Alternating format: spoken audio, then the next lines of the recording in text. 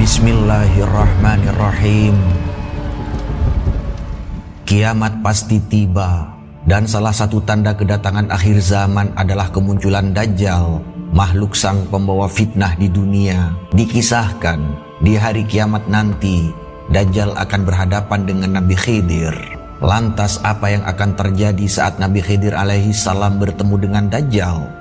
Sebelum lanjut, mari kita telusuri asal-usul Nabi Khidir, perjalanan Khidir dan Nabi Musa, ciri-ciri dan mukjizat Nabi Khidir, serta kebenaran bahwa Khidir masih hidup atau sudah wafat. Supaya channel ini menjadi lebih baik dan terus berkembang, mari subscribe dengan bunyikan loncengnya. Berilah komentar positif untuk pembelajaran kita semua. Terima kasih untuk setiap like dan share-nya. Asal-usul Nabi Khidir.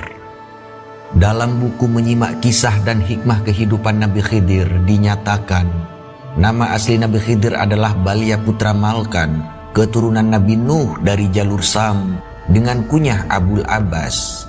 Balya bin Malkan adalah Perdana Menteri Babilonia yang saat itu dipimpin Sultan Iskandar.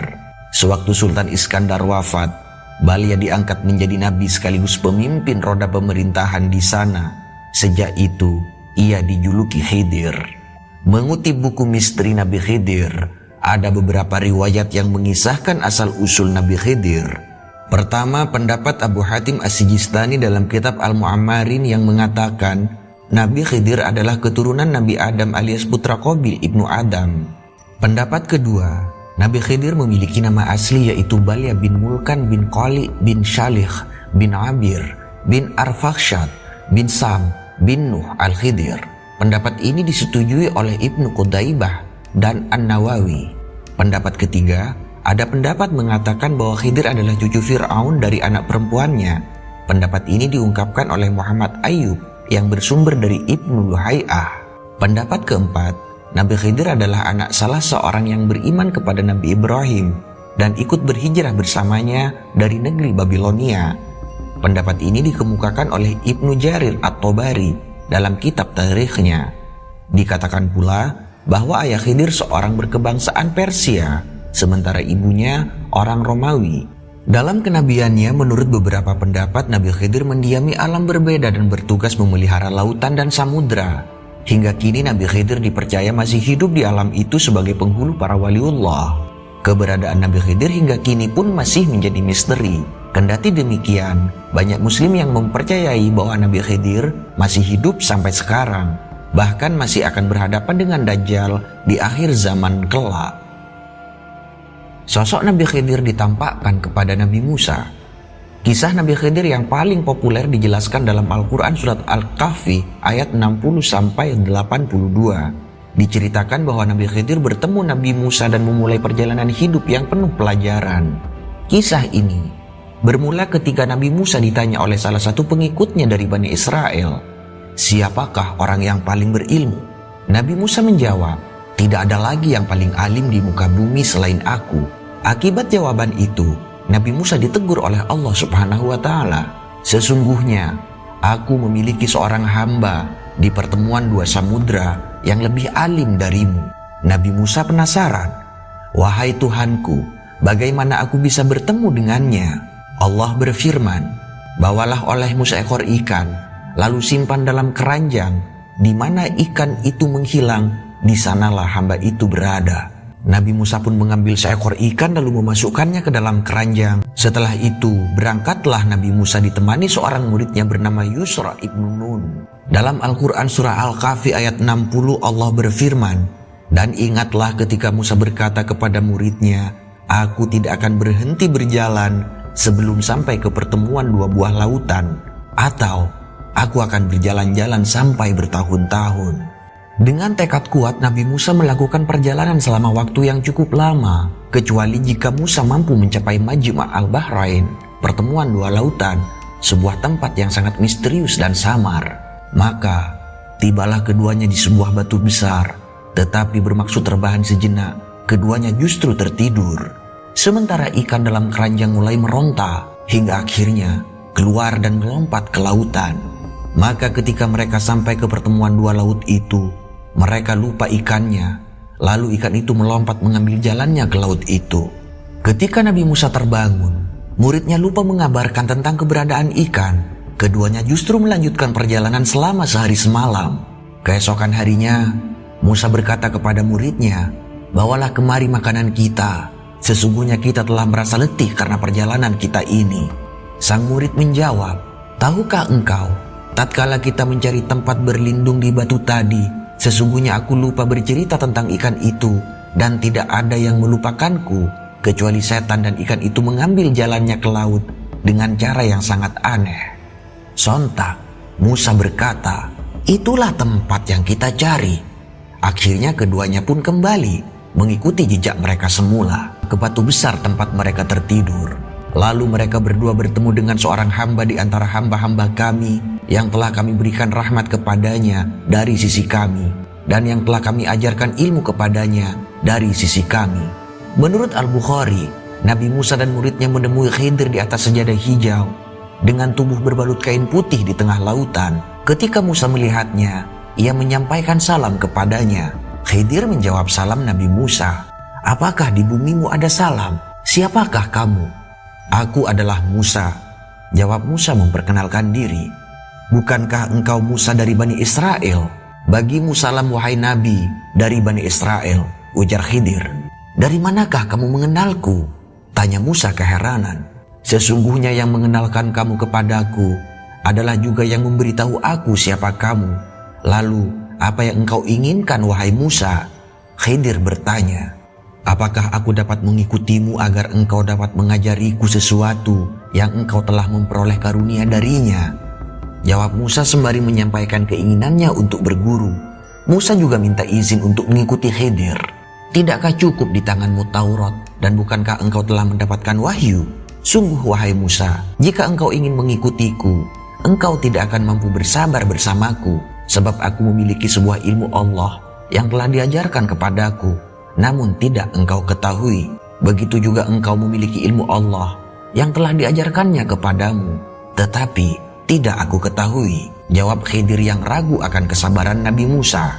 "Dan bagaimana engkau akan dapat bersabar atas sesuatu sedang engkau belum mempunyai pengetahuan yang cukup tentang hal itu?" sambung Nabi Khidir. Musa pun berusaha meyakinkan Khidir, "Insya Allah engkau akan mendapati aku sebagai orang yang sabar, dan aku tidak akan menentangmu dalam suatu urusan apapun."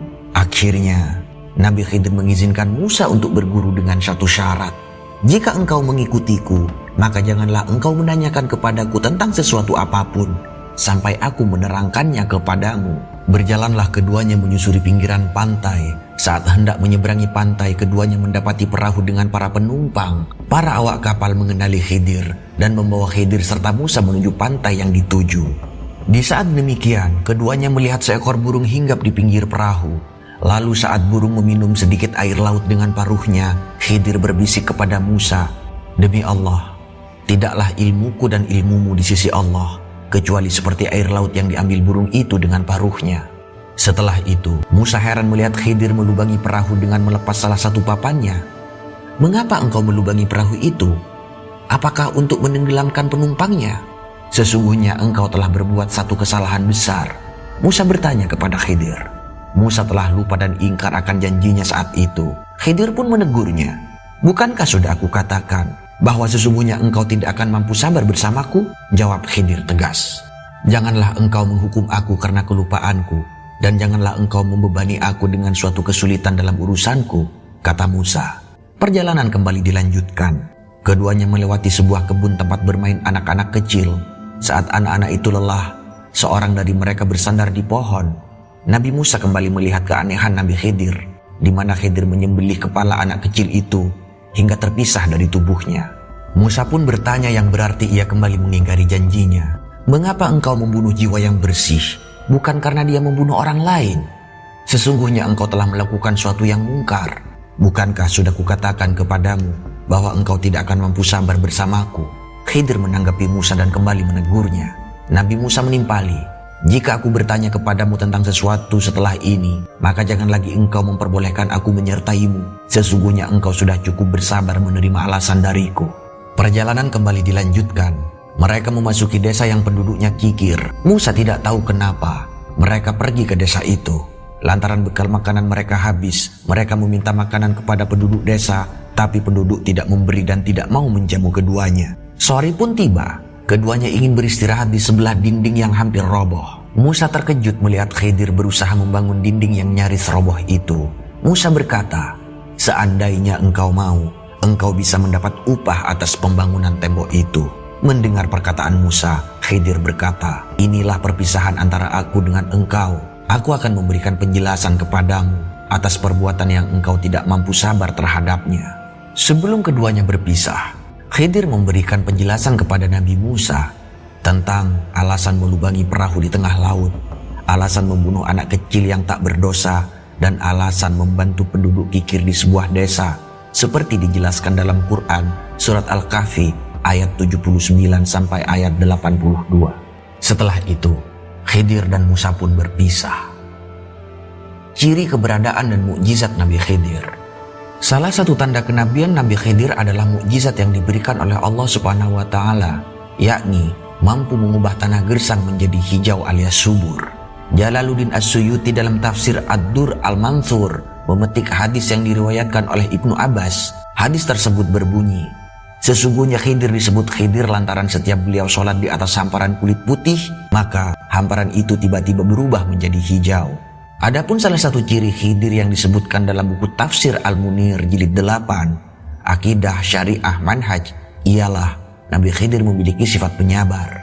Selain itu, masih banyak ciri Nabi Khidir, yaitu memiliki kesabaran dan ketekunan luar biasa. Jari jempolnya lunak dan tidak bertulang. Panjang tangannya lebih panjang sebelah, jari telunjuk dan jari tengahnya sama panjang. Ketika berjalan di siang hari, tidak berbayang. Ketika berjalan, sering menggunakan tongkat, dan sangat menyukai pakaian berwarna hijau. Mukjizat Nabi Khidir yang lain ialah ilmunya melebihi Nabi Musa. Selain itu, Nabi Khidir juga memiliki amalan doa dan zikir yang mustajab. Doa Nabi Khidir untuk mengabulkan segala hajat. Bismillahirrahmanirrahim. Bismillahi masyaallah la yasukul khaira illallah. Bismillahi masyaallah la yusrafus su'a illallah. Bismillahi masyaallah makana min ni'mati faminallah.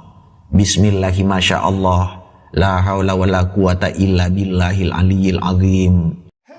Nabi Khidir masih hidup bahkan hingga akhir zaman. Sejumlah ulama meyakini Nabi Khidir masih hidup dengan jasadnya. Ia akan meninggal sebagai manusia kelak di akhir zaman. Ibnu Hajar Al-Asqalani dalam Fathul Bari menyanggah pendapat yang menganggap bahwa Nabi Khidir telah wafat. Ia mengungkapkan bahwa Nabi Khidir masih hidup sebagai manusia yang dikhususkan Allah Subhanahu wa taala.